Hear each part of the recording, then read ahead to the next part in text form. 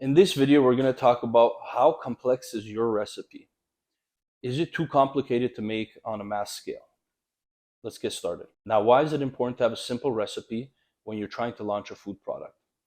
Well, the reason is because when you have a complicated recipe, you're going to have a very tough time on the production line or scaling this product to be sold on a mass scale. So if you have a recipe which has complicated and intricate steps, you're going to have a very tough time replicating this in a factory.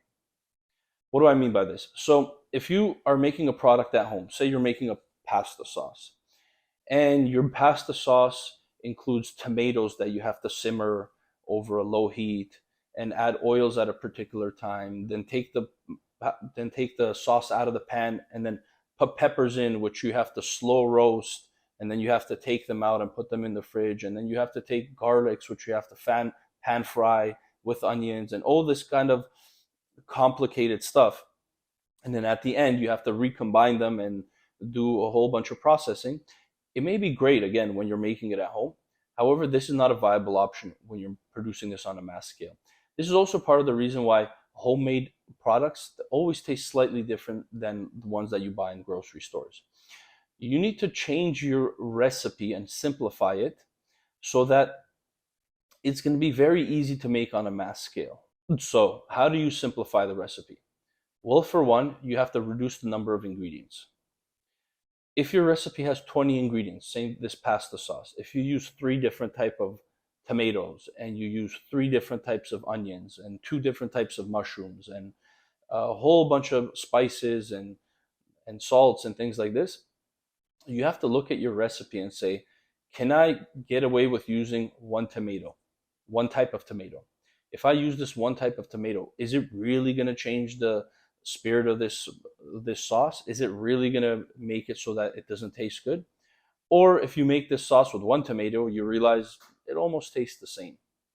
Well, that's the idea here. You're going to try to reduce the number of ingredients down to one tomato, down to one type of onion, down to one type of whatever you're using, so that you reduce the number of ingredients to the lowest possible amount, so that when you're making this on a mass scale, you're not going to be having a tough time with all these different type of machines and all these different type of processes, which is going to complicate your production process and also add unnecessary costs, which is going to take away from your bottom line.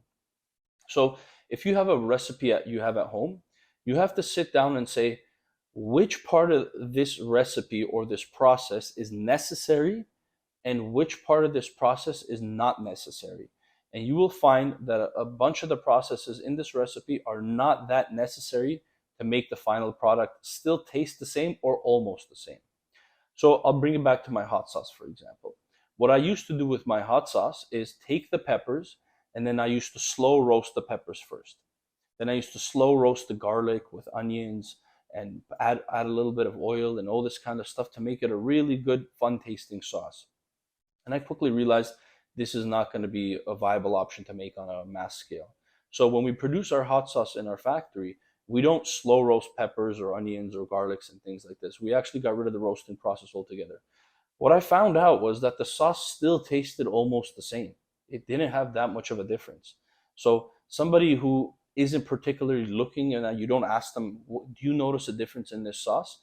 If you gave them the old sauce that I made and the new sauce that I made, they wouldn't be able to tell much of a difference. Nothing that will noticeably jump out at them. So again, you're trying to make your recipe as simple as possible without changing the taste too much or the final product too much. So you need to do this, one, with your ingredients, and number 2, with your process.